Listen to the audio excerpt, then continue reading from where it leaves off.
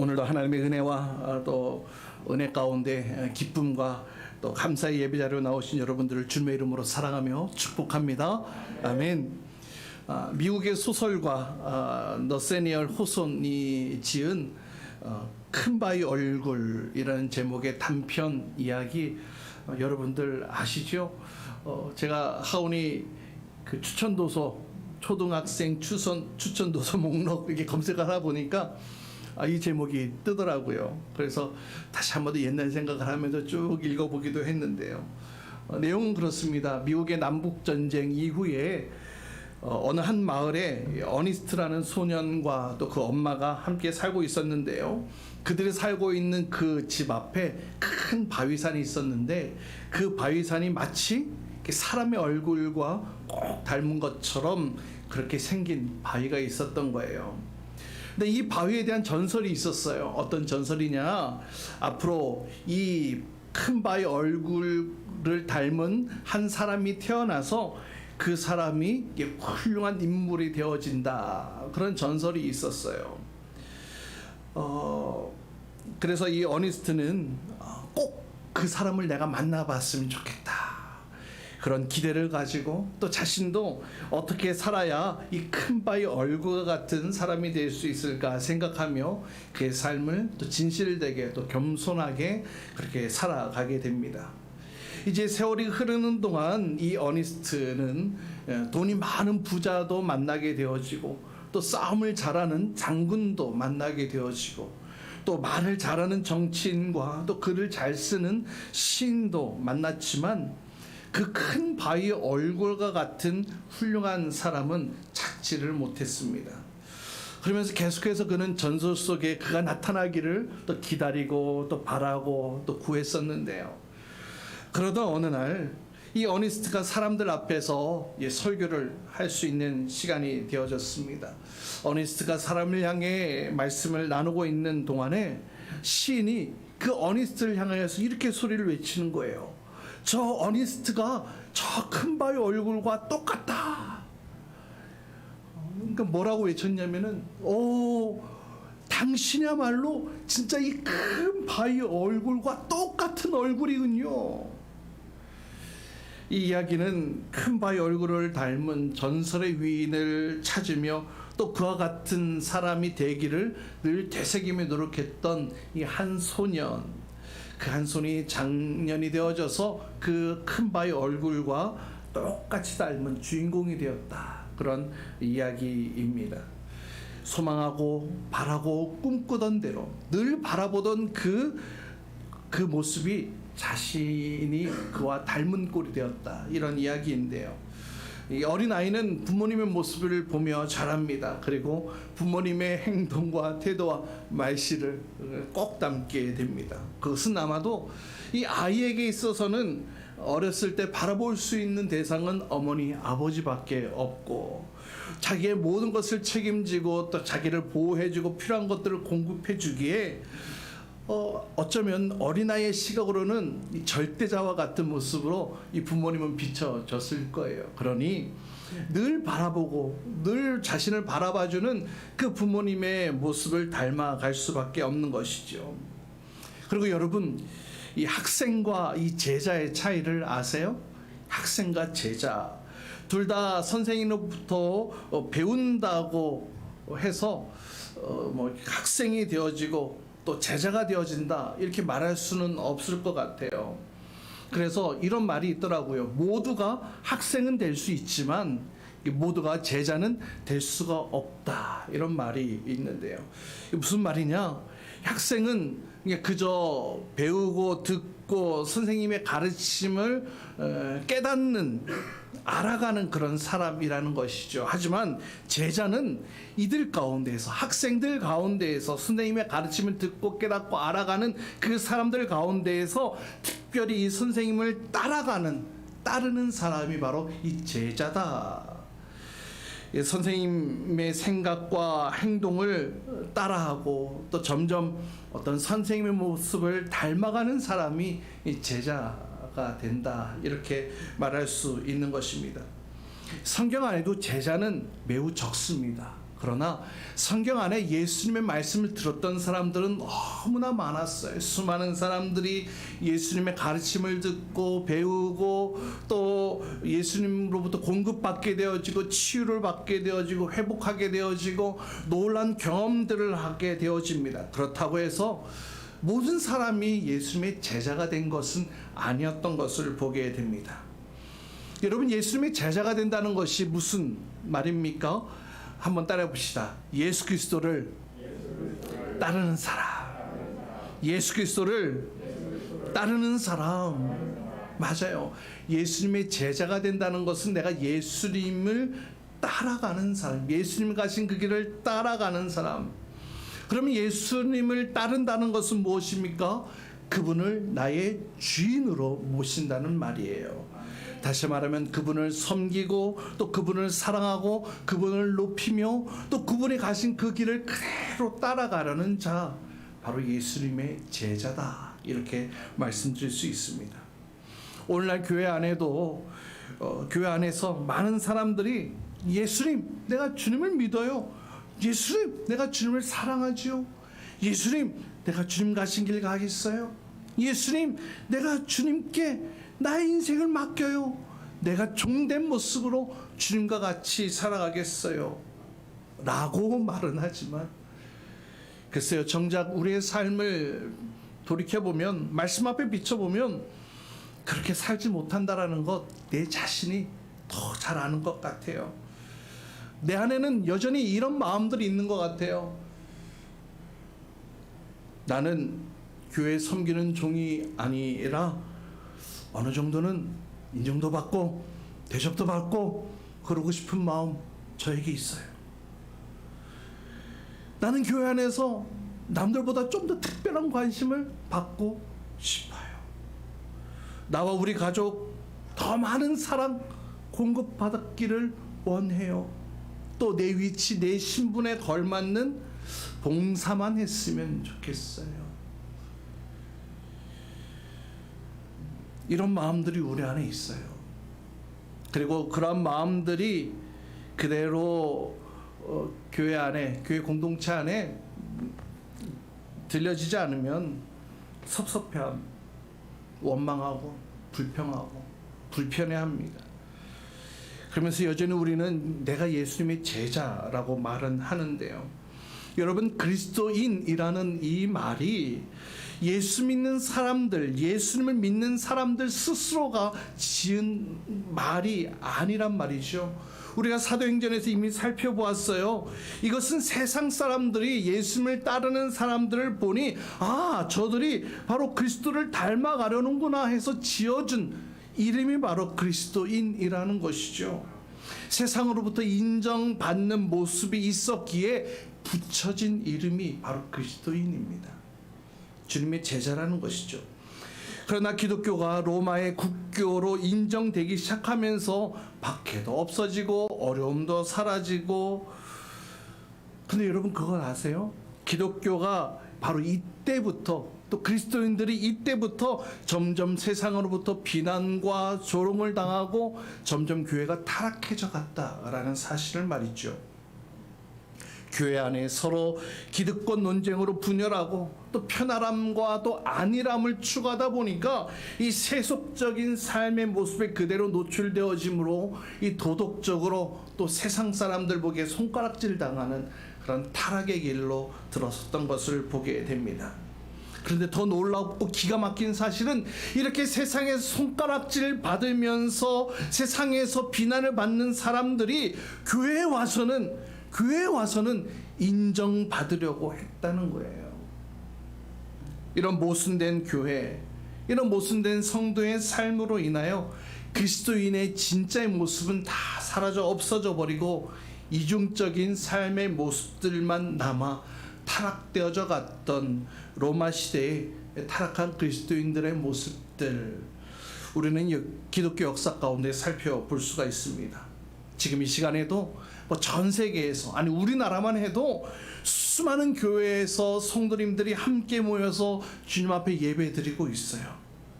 그 가운데 교인도 있고요, 또 신자도 있고 성도도 있고 제자도 있을 것입니다. 사랑하는 여러분, 우리는 교인에만 머물러서는 안 될 것입니다. 신자를 뛰어넘어서 저와 여러분은 주님의 제자가 되어야 할 줄 믿습니다. 아멘. 이 제자라는 단어, 그냥 단어적 의미로는 배우는 사람, 어떤 지성적으로 따르고 모방하는 자, 어떤 그런 의미를 가지고 있어요. 근데 여러분 이거 아세요? 제자가 있기 위해서는 반드시 누가 있어야 돼요? 누가요? 선생님이 있어요. 선생님이 있어야 제자가 있기 마련인데요. 우리가 예수님의 제자라고 하면, 아니 우리가 예수님의 제자가 되길 원한다면 우리에게 선생님이 있어야 되겠죠. 그 선생님은 누가 되어야 합니까? 바로 예수님이 되어야 한다는 거예요. 우리의 삶의 모델이 바로 예수님이 되어야 할 줄 믿습니다. 우리가 닮아야 할 모습은 바로 예수님 그 한 분밖에 없습니다. 그리고 그러한 삶의 모습들 속에 진정한 의미에서 예수님의 제자로 우리가 살아가고 또 그런 모습들로 세상 가운데 빛이 되어져야 할 줄 믿습니다. 여러분 누구를 닮고 싶습니까? 요즘 학생들에게 또 우리 초등학생들에게 앞으로 뭐가 되고 싶니, 누구를 닮고 싶니 하면은 세상 여러 위인들은 막 되는 것 같아요. 그러나 교회 안에 그리스도인으로서, 성도로서, 제자로서 우리는 누구를 닮아야 하냐고 묻는다면 우리는 누구를요? 예수님. 할렐루야. 예수님을 닮아가는 저와 여러분 될 수 있기를 주님의 이름으로 축복합니다. 오늘 본문에 등장하는 베드로 사도, 말도 많고요, 성격도 급하고요, 허물도 많은 사람이었어요. 예수님이 가진 그런 능력 없었고요, 스스로는 수제자라고 하면서 글쎄요, 정작 그 순간에는 예수님을 몰라라 부인하고 또 저주까지 했던 베드로 아니었습니까? 그럼에도 불구하고 성령으로 충만하게 된 베드로 점점 예수님을 닮아가는 모습들을 보게 되어집니다. 우리가 계속해서 사도행전을 살펴보고 있으면서 이 복음의 확장이, 이 사울의 회심을 통하여서 이 복음이 유대 지역을 뛰어넘어 사마리아 지역을 뛰어넘어 이제 이방 지역으로 점점 확대져 가는 그런 상황들을 보고 있는데요. 오늘 부분에 등장하는 이 베드로도 지금 어디에서 사역을 하고 있느냐? 이 팔레스타인 이 서부 이 지역을 순회하면서 이방인 지역인 거죠. 순회를 하면서 그렇게 전도 사역을 하는 것을 보게 됩니다. 오늘 본문에는 두 가지 사건이 등장을 해요. 루따라는 지역에서 이 애니아라는 이 8년 된 중풍병자를 일으키는 사건, 그리고 요빠라는 지역에서 이미 병들어 죽은 도르가라는 이 여제자를 다시 살린 이 사건 두 가지가 나오는데요.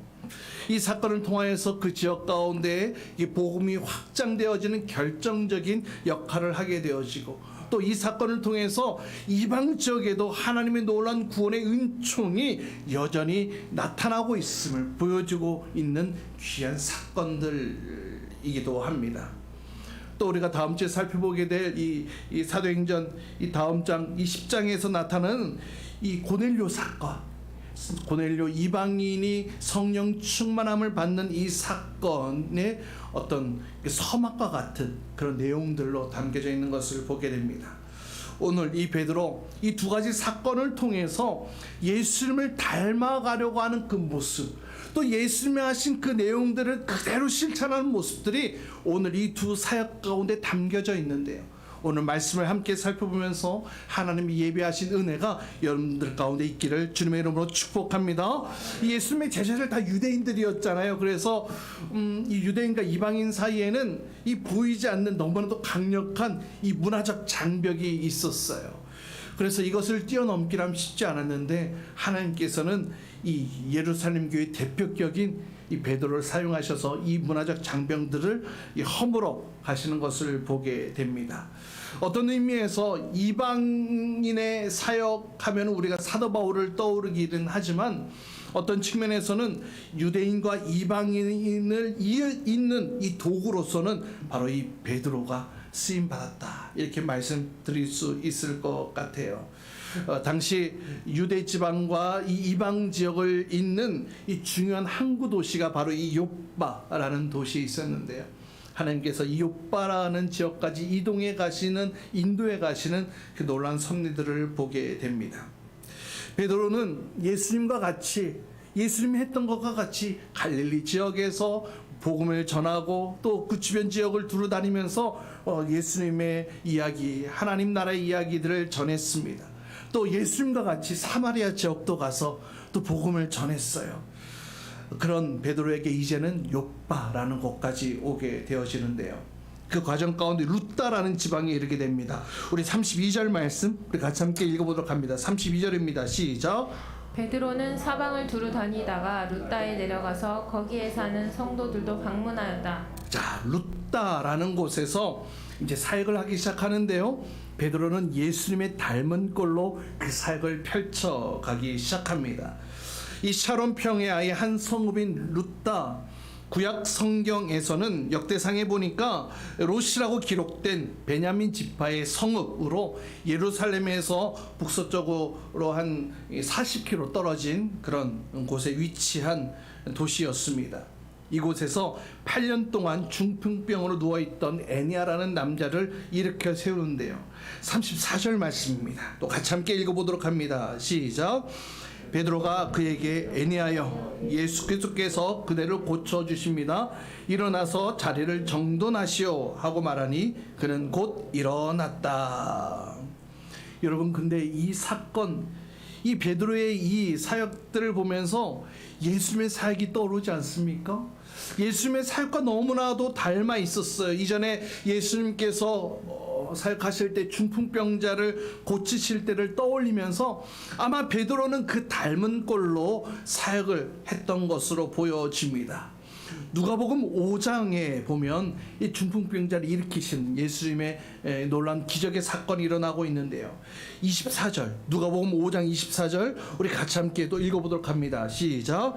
그러나 너희는 인자가 땅에서 죄를 용서하는 권세를 가지고 있음을 알아야 한다.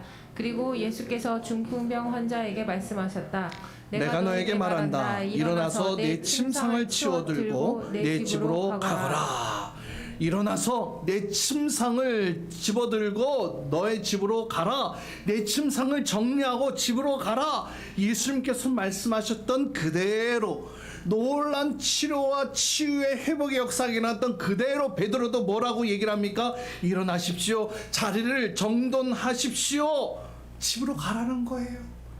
그렇게 말로써 치유, 이 기적의 사건을 예수님과 똑같이 그의 사역을 펼쳐갔던 것을 보게 됩니다. 그래서 예수님께서 중풍병자를 고치시고 또 많은 사람들이 예수님을 믿고 따르게 되어졌던 것처럼 오늘 본문 35절 말씀에 보니까 베드로의 이러한 사역을 통하여서 많은 사람들이 주님께로 돌아왔다라고 기록하고 있죠. 베드로는 사역함에 있어서 예수님에게서 본 그대로 배운 그대로 따라하며 예수님의 닮은 꼴로 그의 삶이 이어지는 것을 보게 됩니다. 이렇게 베드로는 예수님의 닮은 꼴로 신실하게 살아가고 또 사역을 했기에 예수님께서 하늘로 올라가시면서 지상 대명령으로 이 남기신 이 이방 땅끝까지 증인이 될 것에 대한 이 하나님의 명령, 예수님의 그 명령을 어떤 그런 이루어가는 그 초석으로 이 베드로를 사용하신 것이 아닌가 생각되어집니다. 사랑하는 여러분, 사실 세계 선교라는 것이 선교사들에 의해서만 이루어지는 것이 아니더라고요.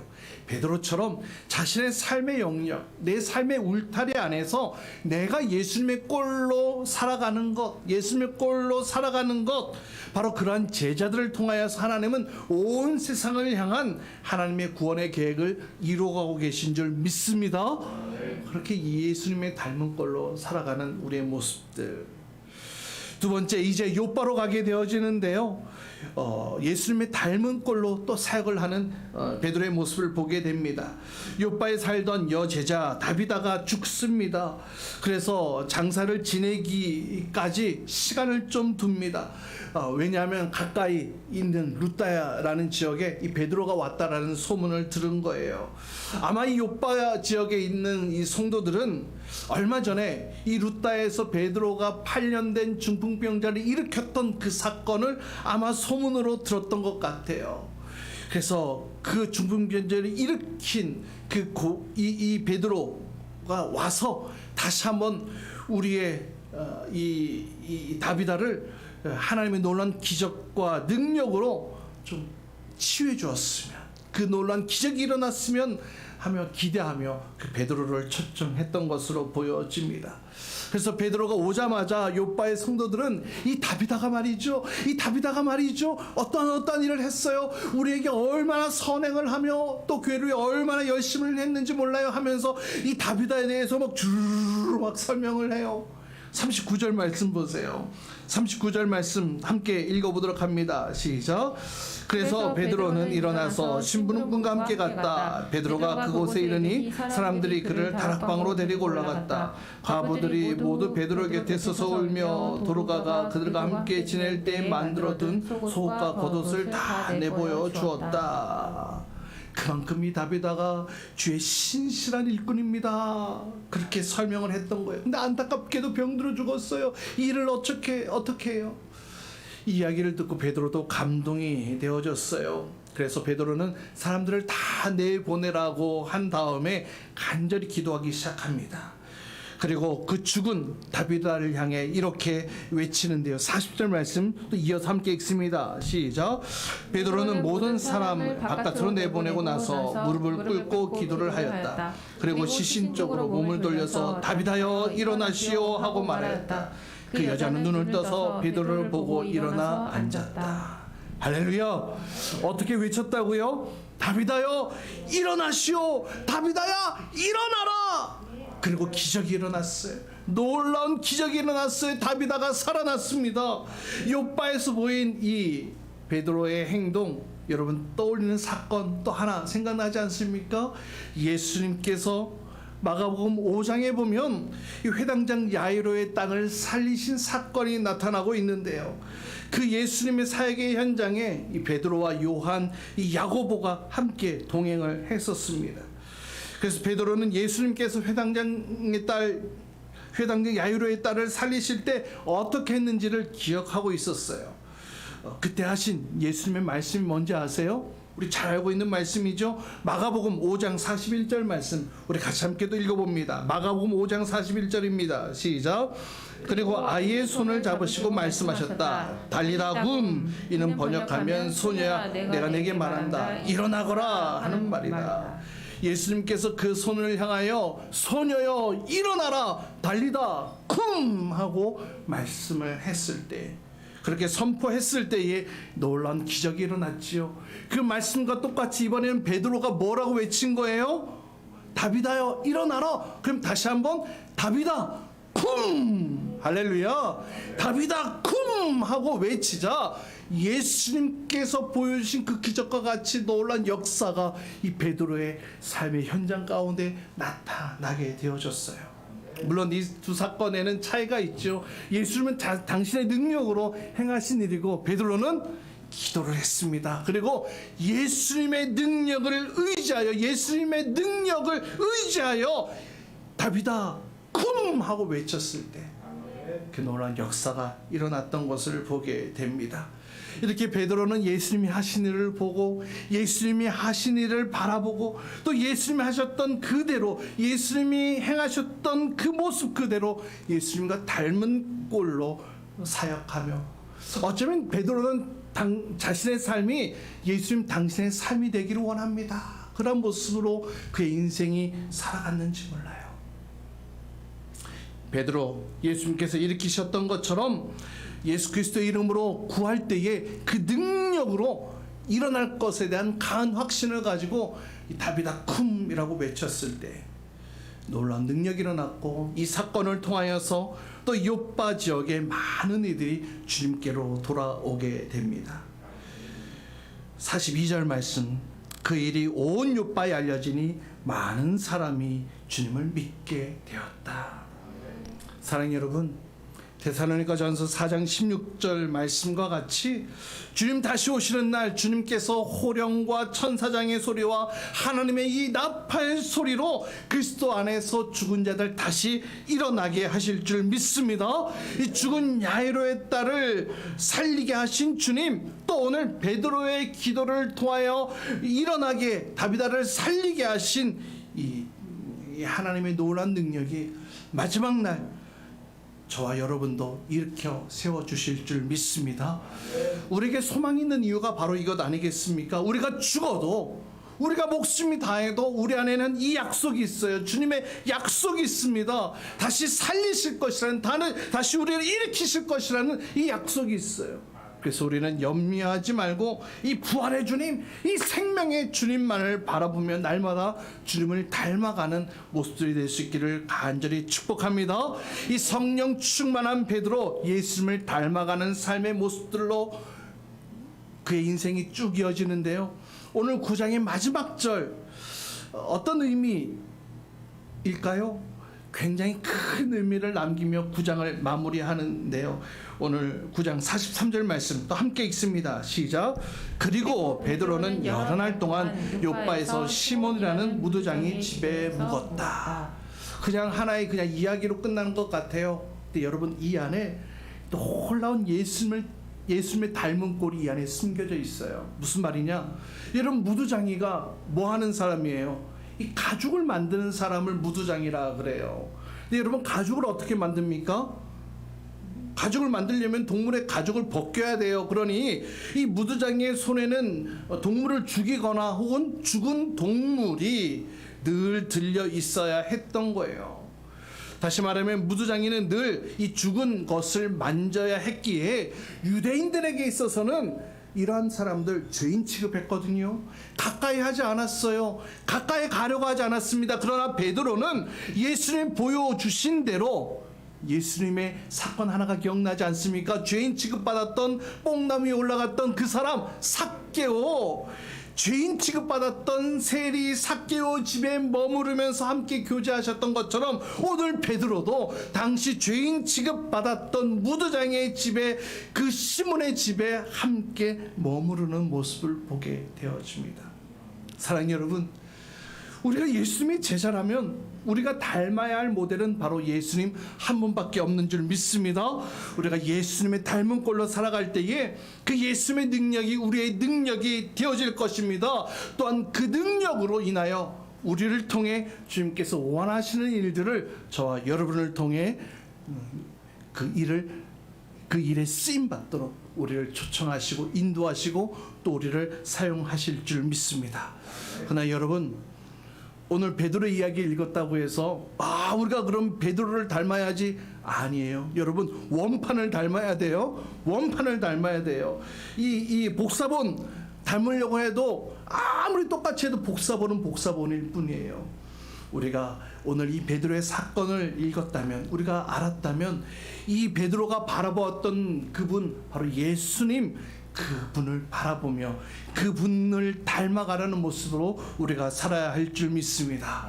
오늘 베드로가 큰 바위의 얼굴을 바라보았던 그 어니스트와 같이 주님을 바라보며 그의 인생을 살아갔던 것처럼 저 여러분도 예수님을 바라보며 그 어니스트와 같은 그런 모습으로 이 땅 가운데 쓰여지고 쓰임받는 저와 여러분 될 수 있기를 주님의 이름으로 축복합니다. 세상 가운데 인정받는 주님의 제자로 살아가기를 주님의 이름으로 축복합니다. 주님을 닮은 제자로서 이 땅 가운데 선한 영향력을 미치며 주님께 귀하게 쓰임받는 우리 교회 모든 성도님 될 수 있기를 주님의 이름으로 축복합니다. 아멘. 우리 같이 함께 기도합시다. 우리 시간 같이 함께 기도하실 때에 오늘 주신 말씀 붙드시면 이렇게 기도했으면 좋겠어요. 주님, 내가 말로만 예수님의 제자가 아니라 주님을 늘 바라보며 정말 주님을 닮은 주님 예수 제자가 되게 해주십시오. 우리의 삶의 모델은 오직 예수님만 되게 하시고 이러한 모습을 통해 하나님의 위대한 일에 쓰여지고 쓰임받는 예수 제자가 되게 하여 주옵소서. 우리 같이 함께 통성원 합심으로 기도하겠습니다. 주님 감사합니다. 주님, 오늘